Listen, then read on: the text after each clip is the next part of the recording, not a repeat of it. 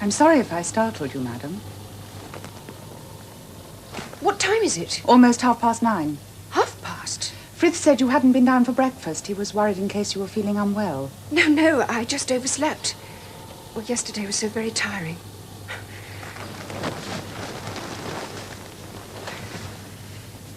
Is my husband downstairs? He's gone to the estate office with Mr. Crawley, madam. Shall I open the curtains? Oh, please, Mrs. Danvers.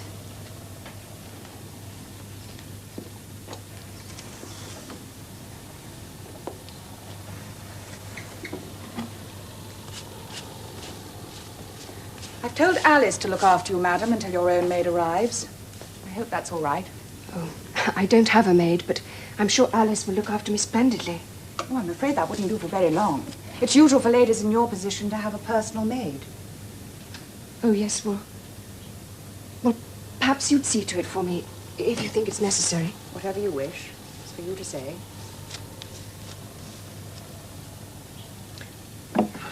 Mrs. Danvers, you must be patient with me. I'm new to this sort of life, and I so want to make a success of it. I want to make Mr. De Winter happy. Well, I know I can leave all the household arrangements to you. Mr. De Winter said so. You must run things as they've always been run. I shan't want to make any changes. Very good, madam. I hope I shall do everything to your satisfaction. Yes, I'm sure that you will.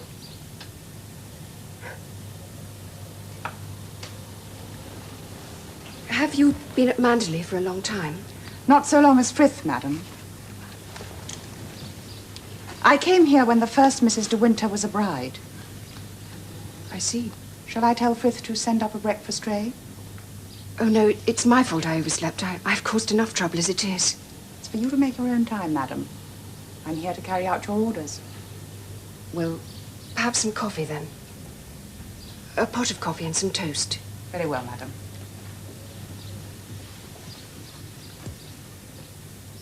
Is there anything more I can do for you? No, thank you, Mrs. Danvers. You've made this room most charming.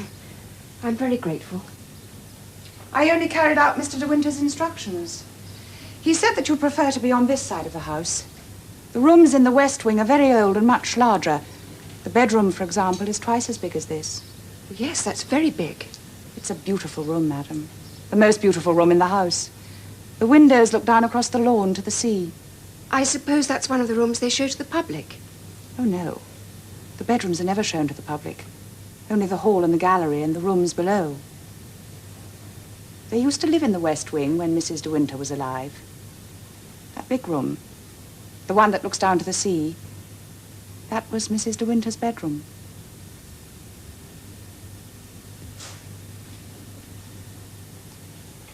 I'll tell Alice to bring up a tray, madam. Thank you, Mrs. Danvers.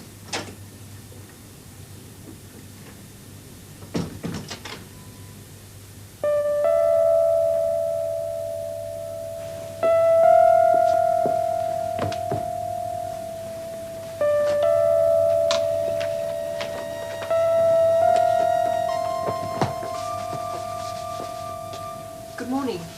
Good morning, ma'am.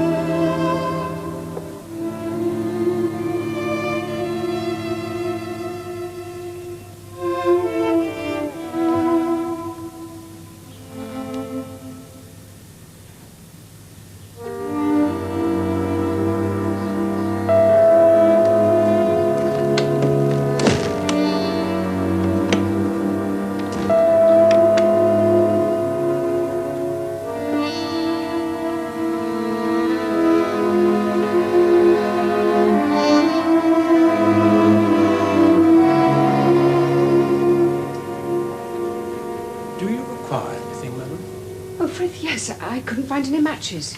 The cigarettes are on the table beside you, madam. Well, no, it wasn't that. I don't smoke. It just seemed rather chilly in here. I thought I'd put a match to the fire. Well, this fire isn't usually lit until the afternoon. Mrs. De Winter always used the morning room. You'll find a good fire in there, madam. Of course, if you should like to have a fire in here as well, I'll give orders for it to be lit. No, I wouldn't dream of it. I'll go to the morning room. Thank you, Frith. Thank you, madam.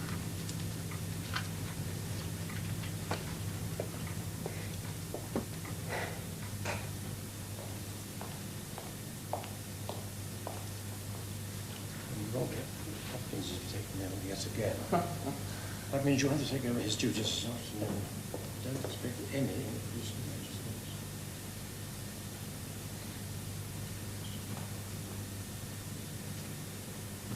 wages. Madam, to your left. Through the double drawing room, and then turn left. Thank you, Frith.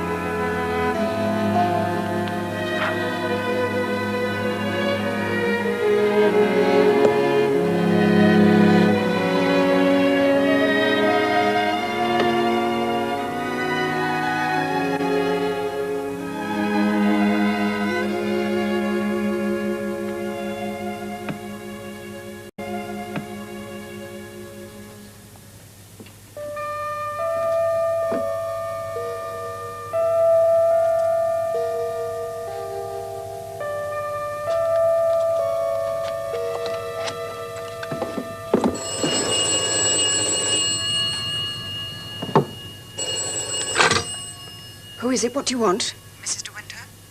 I'm afraid you made a mistake. Well, Mrs. De Winter's been dead for over a year. This is Mrs. Danvers, madam. Oh, Mrs. Danvers, I'm sorry. I didn't recognize your voice. I didn't realize the call was for me. This is the house telephone, madam. Yes, so I see. I'm sorry, Mrs. Danvers. I'm sorry. I only wondered whether you approved of the menus for today. I'm sure I do. That is, I'm sure I approve of the menus. You will find them on the blotter beside you. And I thought I'd better let you know that Mr. De Winter's sister and her husband will be lunching here today. Lunching here? Well, Mr. De Winter didn't say.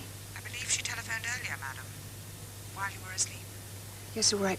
Thank you, Mrs. Danvers.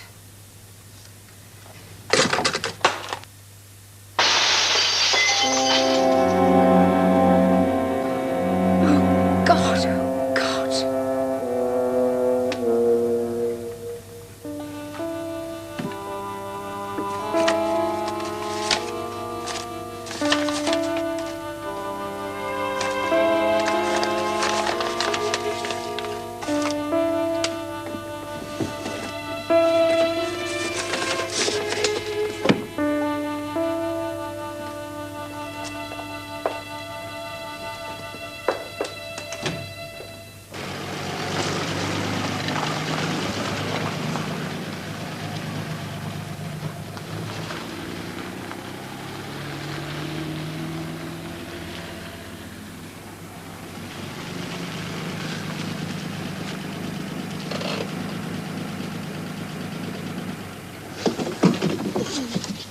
Thank you, Robert.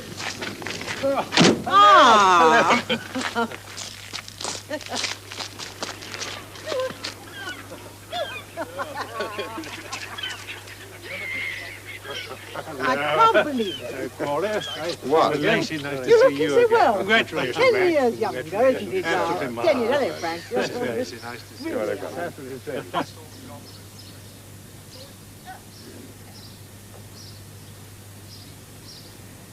I bet Jasper's glad you're back. Just look at him, poor fellow.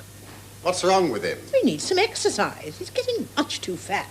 What on earth do you feed him on? Oh, my dear Beatrice, they have exactly the same routine as your dogs. Don't pretend you know any more about animals than I do. Dear old boy, you don't know what Jasper's been fed on. You've been away for a couple of months. And don't tell me Frith takes him to the lodge gates twice a day. This dog hasn't had a run for weeks, Frank.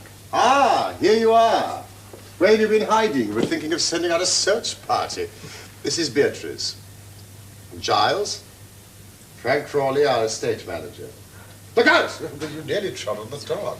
How do you do? How do you do? Well, quite different from what I expected. She doesn't answer to your description at all. Pay no attention to Beatrice. She spends all her time with the horses. You don't hunt, do you? Well, I can barely ride. Oh, you must take it up again. You can't possibly live in the country and not ride. Leave the girl alone, Beatrice. You must be tired after all your travelling, Mrs. De Winter. Well, not now. I slept half the morning. And what do you think of Manderley? Well, I've scarcely seen anything of it. Oh, thank you, Frith. It's so big, I keep losing my way. You must show me what's been done to the East Wing. They've done a damn good job, thanks to Mrs. Danvers. Amazing woman, that. I don't suppose you had a chance to look round the estate. No, not yet. We'll go for a walk later. Oh, I'll come with you. Oh, no, thank you, Beatrice. Your idea of a walk is my idea of a route march. Nonsense. You must try and get him out of this dreadful laziness. He doesn't take any real exercise. We're not all fresh air fiends. Do you like walking? Oh, yes, very much. What about golf? No, I don't play. But I love swimming. Oh, there's not much bathing around here. The water's far too cold. Oh, I don't mind that. Is the bathing safe in the bay? Good Lord. 1 o'clock. Oh, that's always fast.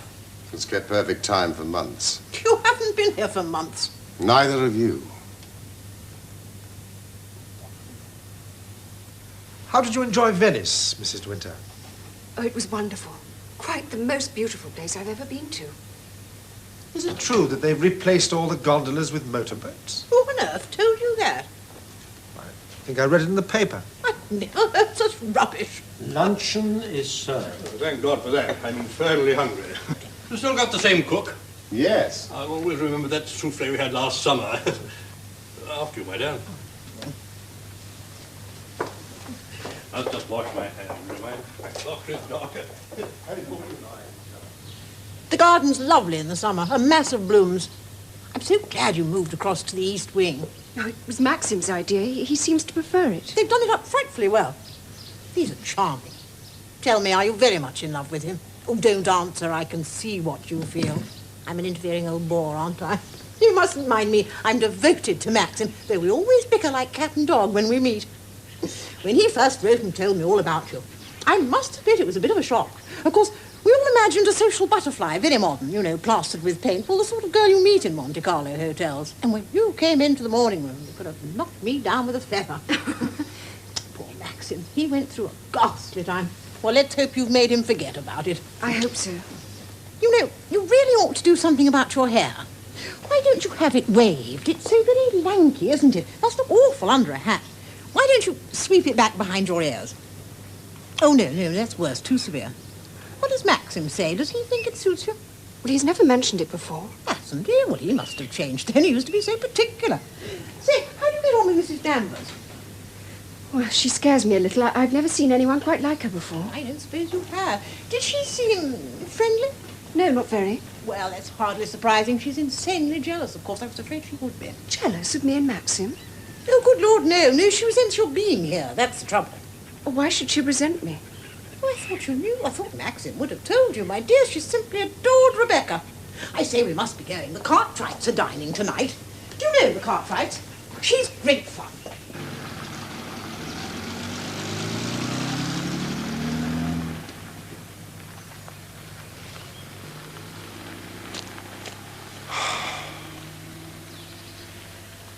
Come on, let's go for that walk. Oh, Robert, will you fetch a raincoat and some Wellingtons from the flower room for Mrs. De Winter? What did you think of Beatrice? I liked her enormously. She was very nice to me. What did you talk about? All sorts of things. She said I was quite different from what she'd expected. What the devil did she expect? Oh, someone smarter, more sophisticated, I think. A social butterfly, she said. Yes, well, Beatrice is one of the best people in the world, but she can be damnably unintelligent.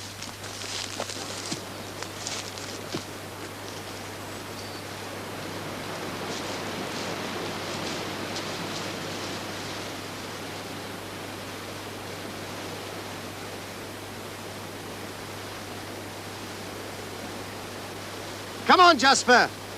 Not that way. Come on! Why does he want to go that way? I expect he's used to it. It leads to a bay where we used to keep a boat. Come on, Jasper!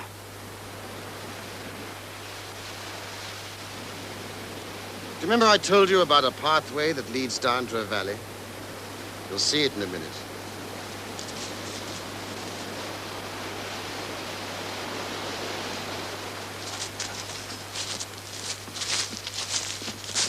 There, take a look at that.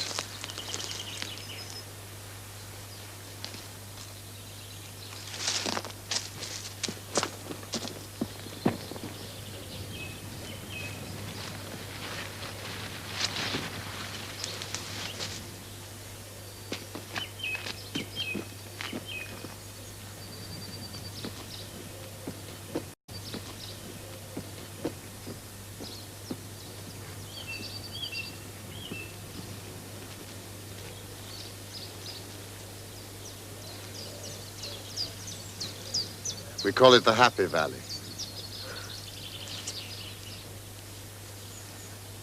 Beautiful. The most beautiful place I've ever seen.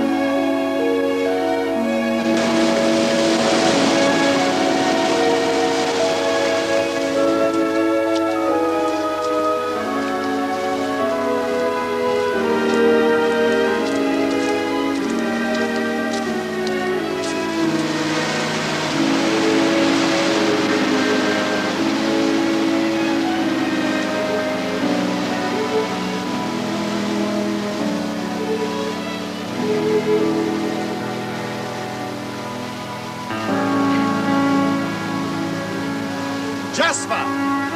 Jasper! Oh, look, there he is! Jasper! Jasper, come back! I'll go and get him. No, don't! Oh, we can't just leave him. He'll find his own way home. He might fall.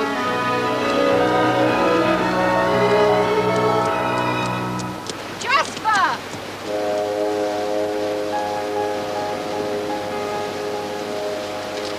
Jasper!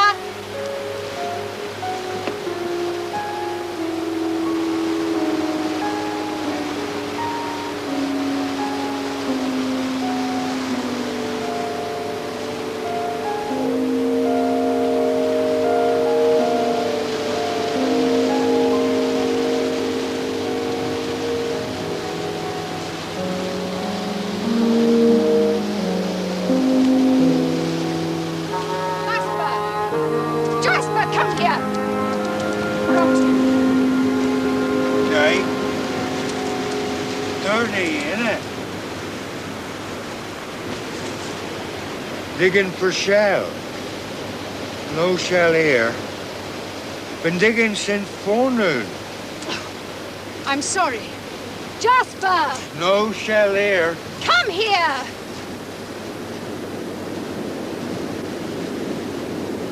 It's getting late. Come on!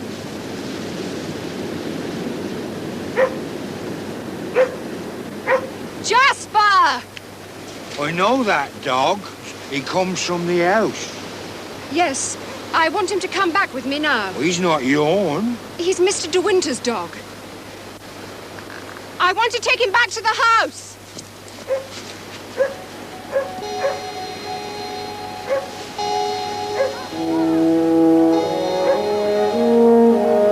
Come here, Jasper, please. What is it, boy? What do you want?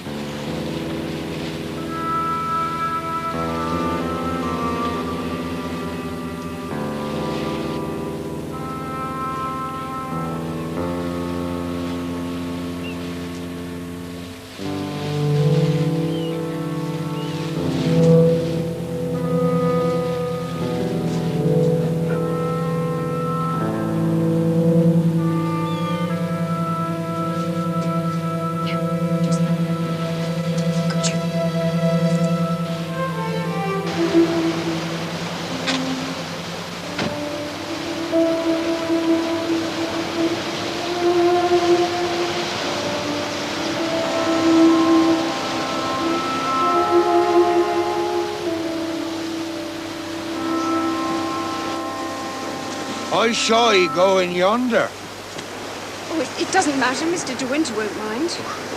She don't go in there now. No, not now. She's gone in the sea, ain't she? She ain't coming back. No, she won't come back. You won't put me in the asylum, will you? No, of course not.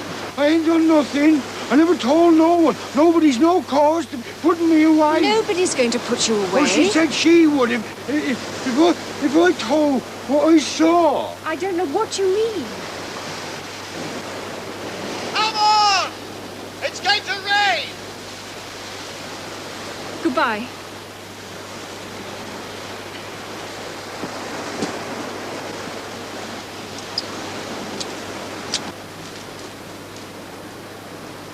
Who is that man? It's Ben. He's quite harmless, poor devil. His father used to be one of the keepers. They live near the home farm. Where did you get that string? Oh, in that cottage. Was the door open? Yes. Damn, it should be locked.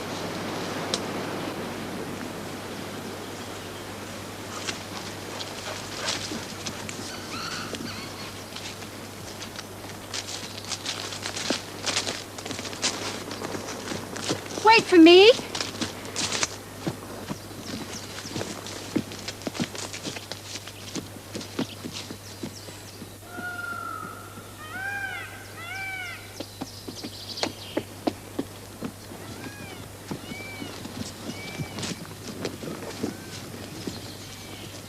Can we look at the West Wing after tea? Ask Mrs. Danvers, she'll show you. Why can't you? I have other things to do. Maxim, what is it? What's what? Why are you behaving like this? Like what? You haven't spoken for the last 10 minutes, and when I asked to see the West Wing, you almost snapped my head off. Look, there are certain things I do not wish to see. There are certain things I do not wish to do. You can do what you like, but don't expect me to stir up memories that could only destroy us both. I'm sorry, Maxim, I'm sorry. Oh, God, what a fool I was. We should have stayed in Italy.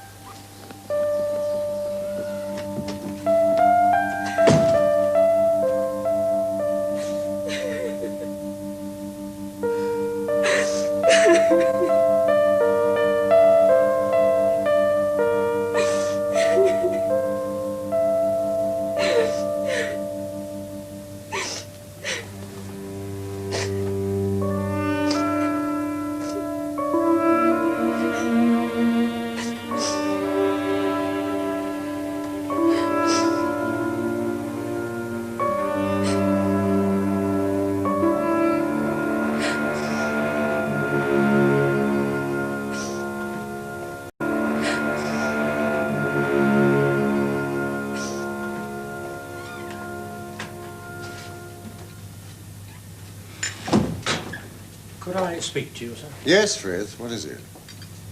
It's about Robert, sir. There's been a slight unpleasantness between him and Mrs. Danvers. Oh, Lord. It appears Mrs. Danvers has accused Robert of secreting a valuable ornament from the morning room. Mrs. Danvers went into the room after luncheon, noticed it was missing.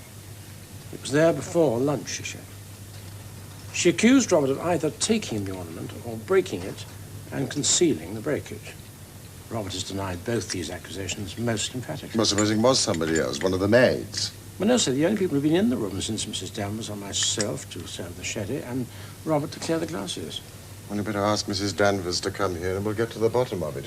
What ornament was it? The china cupid, sir, that stands on the writing table. Oh, Lord. That's one of our treasures, isn't it? It'll have to be found. Get hold of Mrs. Danvers at once. Very good, sir.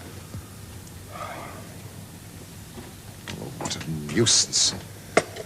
That cupid's worth a hell of a lot. Oh, how I hate servants' rise. You ought to deal with this, you know. It's your job, not mine. Darling, I meant to tell you. I'm sorry. I broke that cupid. You broke it? I'm sorry. I meant to tell you. I forgot. I'm sorry. But why didn't you say so just now when Frith was here? I didn't like to. I was afraid he'd think me a fool. He'll think you're much more of a fool now. You'll have to explain to him and Mrs. Danvers. Oh, no, please, Maxim, you do it. I'll go upstairs. Oh, don't be such an idiot. Anyone would think that you were afraid of them. Well, I am afraid of him. At least not afraid. False alarm, Mrs. Danvers. It's all a mistake. Mrs. De Winter broke the cupid herself and forgot to say anything. I'm so sorry. I didn't think that Robert would get into trouble. Is it possible to repair the ornament, madam? I'm afraid not. It smashed into little pieces. What did you do with the pieces? I put them in an envelope. What did you do with the envelope? I put it at the back of one of the drawers in the writing desk. It looks as though Mrs. De Winter thought you would put her into prison, doesn't it, Mrs. Danvers? Would you find the pieces and send them up to London? If they're too far gone to be mended, it can't be helped. All right, Frith. Tell Robert to dry his tears. Thank you, sir. I will apologize to Robert, of course, though at the time there seemed no other possible explanation. It didn't occur to me that Mrs. De Winter had broken the ornament herself. Perhaps if such a thing should happen again, Mrs. De Winter will tell me personally, and I will have the matter attended to. Yes, of course. It would save everybody a lot of unpleasantness. Thank you, Mrs. Danvers. Thank you, sir.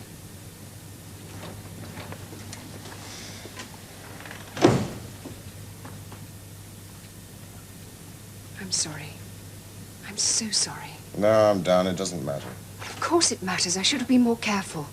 Well, Mrs. Danvers must be furious with me. Well, what's she got to be furious about? It's not her piece of china. No, but she takes such a pride in it all. Oh, damn Mrs. Danvers. She's not God Almighty. You know, you're behaving like one of the maids, not mistress of the house. That's how I feel. Nonsense. Well, it's true. I feel inadequate.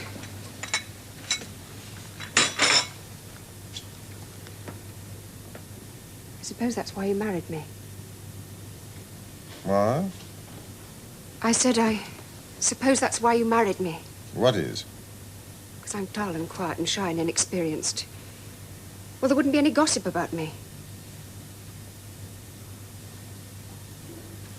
What do you mean by that? I don't know.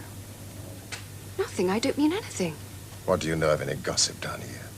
I don't. I just said it because of something to say. Who's been talking to you? Nobody. No one at all. Then why did you say what you did? I don't know. It just came into my head.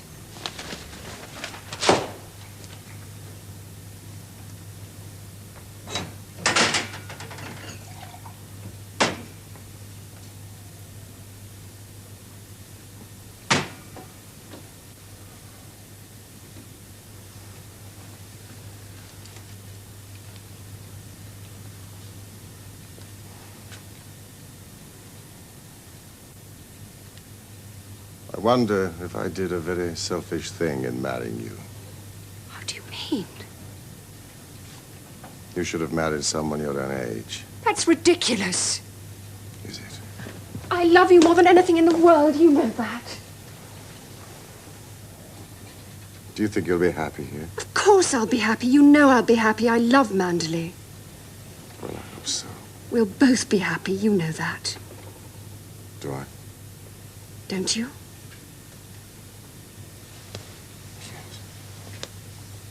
If you say so. I'll take your word for it. We'll both be happy. That's agreed. That's settled.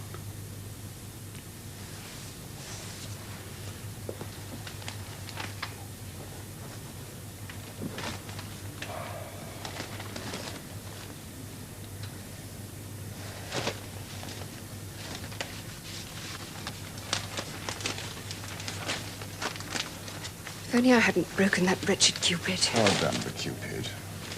Was it very valuable? Heaven knows, I suppose so. I've really forgotten. Did you buy it? It was given to us, I think. A wedding gift. Rebecca knew a lot about China. Oh, Maxim. Will you do something for me? What? Let's go for a drive tomorrow. Like we did in Monte Carlo. Let's take a picnic and go for a drive and spend the whole day alone together. I can't tomorrow, my darling. Why not? You know I can't, I told you. Told me what? I've got to go up to London. You're going to London? Didn't I tell you? I'm sure I told you. Why? Oh, there's a muddle over some investments. I'll only be gone a couple of days.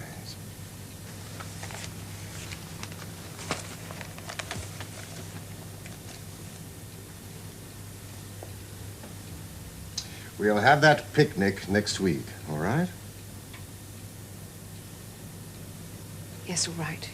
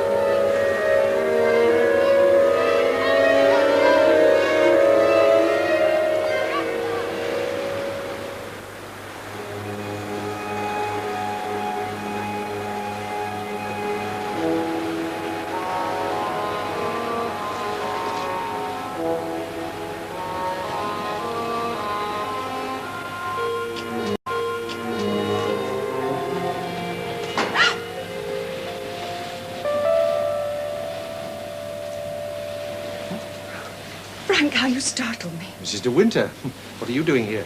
Oh, looking for Jasper. I thought you were... Well, I don't know who I thought you were, the bogeyman or something. Maxim told me this place had been left open. I came to see what damage had been done. Where everything's so awfully damp. Yes, yes, I know. It's just rotting away.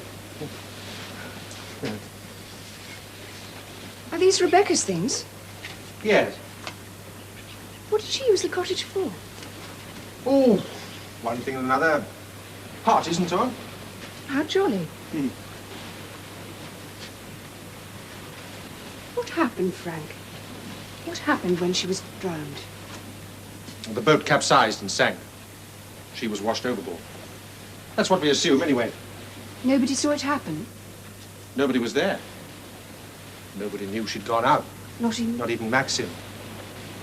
Well, she often went out alone like that. She'd come back any time of the night and sleep here. Wasn't she nervous?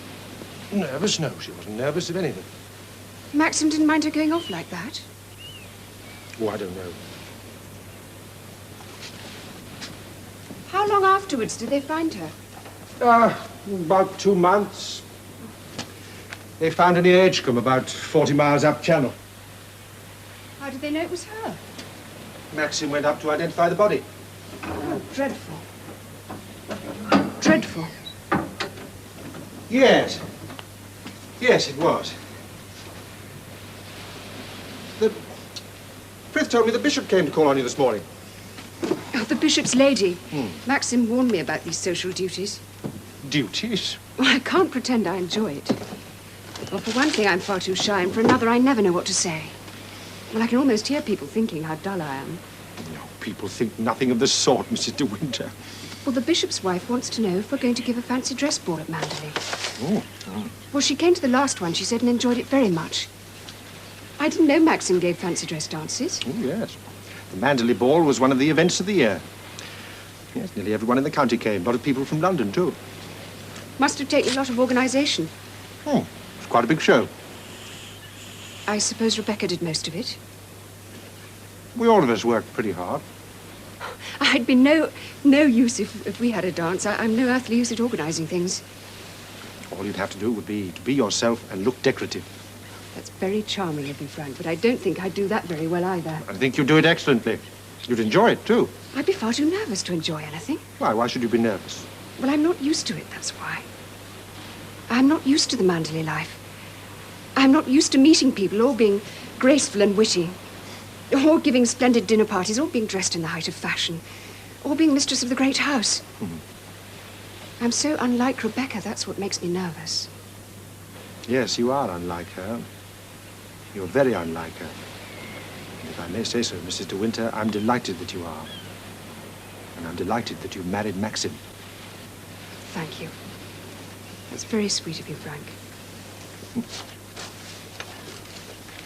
Tell me truthfully, was Rebecca very beautiful?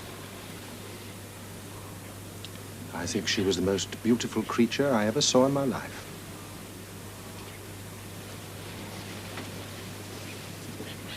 You going back to the house? No, not just yet. I must finish my survey first. Excuse me.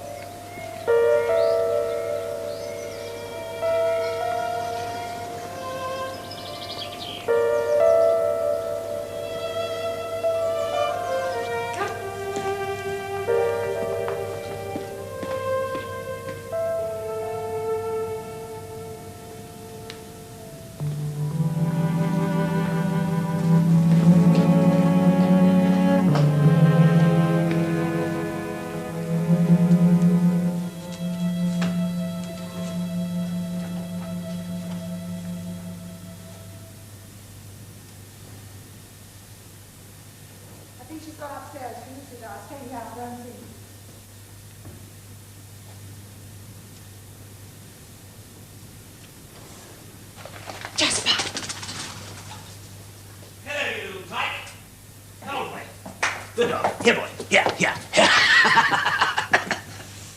Oh. I do beg your pardon. I didn't realize anyone was here. I've been out with the dog. Yes, so I see.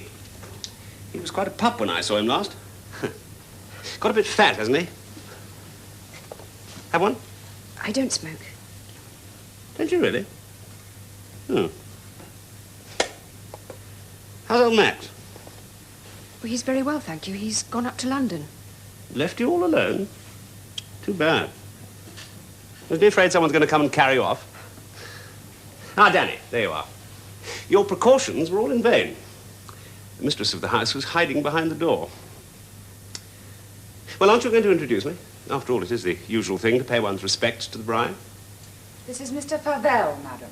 How do you do? Well, won't you stay to tea? Now, isn't that a charming invitation? By heavens, Danny, I've a good mind to accept. But alas, I can't. What a shame. I suppose I'd better be going, hadn't I? Fetch my coat, Danny, do you mind?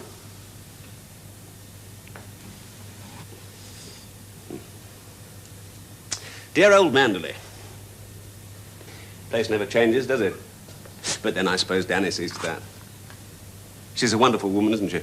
Yes, she's very efficient. Hmm. Oh, by the way, it'd be very sporting and grand of you if you didn't mention this little visit of mine. Old Max doesn't approve of me. I'm afraid I can't think why. And it might get poor old Danny into trouble. Hmm? All right. Splendid. It's very sporting of you. Your coat, Mr. Jack. Thanks, Danny. Walk me to the car, will you? Oh. Bye-bye. Glad to have met you. Lucky man, old Max.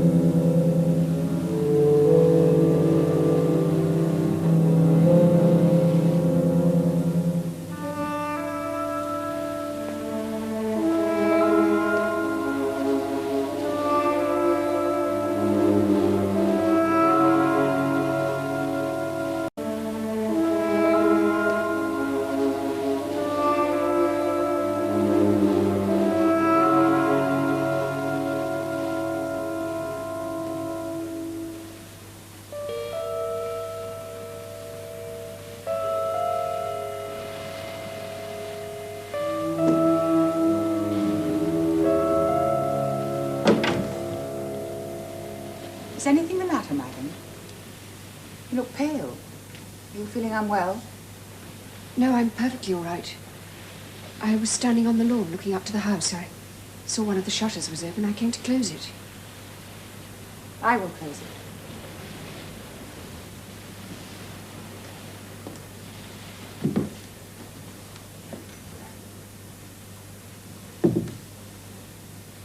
Why did you tell me the shutter was open? I closed it before I left the room. You opened it yourself. You wanted to see the room, didn't you? Didn't you? It's such a lovely room, isn't it? The loveliest room you've ever seen. That was her bed. I keep the golden coverlet on it always. It was her favorite. Here's her nightdress inside the case. This was the nightdress she was wearing before she died. Feel it. Hold it. Feel how light and soft it is. I haven't washed it since she wore it for the last time. I put it out like this every night. Dressing gown and slippers, just as I put them out on the night that she never came back.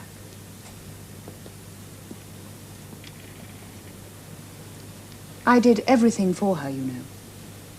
Everything.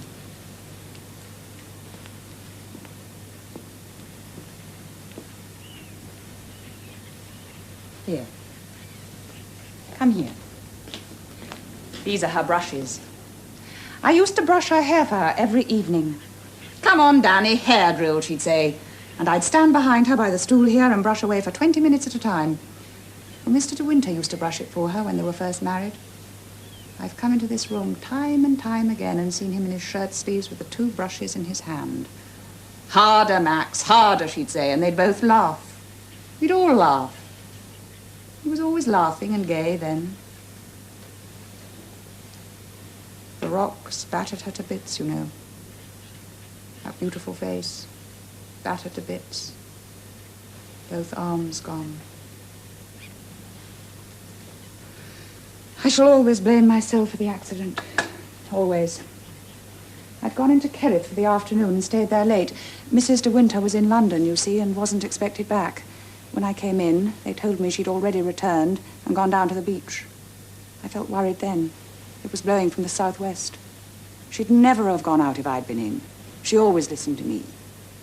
All right, Danny, you old fusspot, she'd say. Mr. De Winter had been dining with Mr. Crawley down at his house. He told me not to worry. I expect she's spending the night at the cottage, he said. If I were you, I'd go to bed. I sat on my bed until 5:30, and then I couldn't wait there any longer. I went down to the beach. The boat had gone.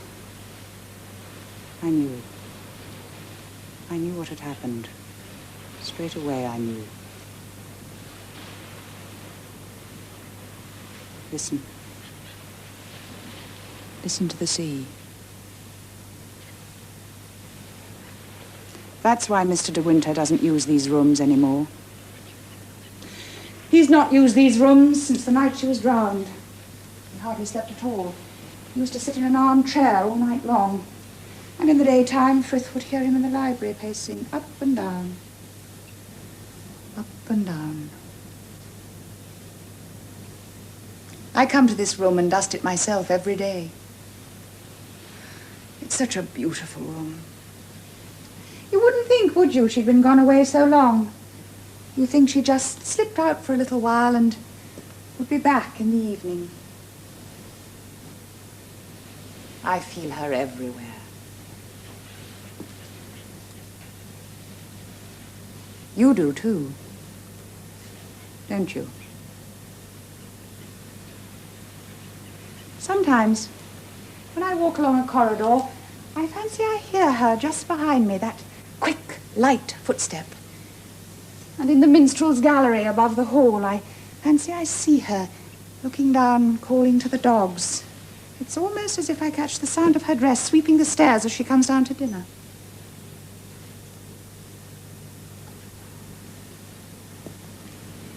Do you think she can see us now, talking to one another?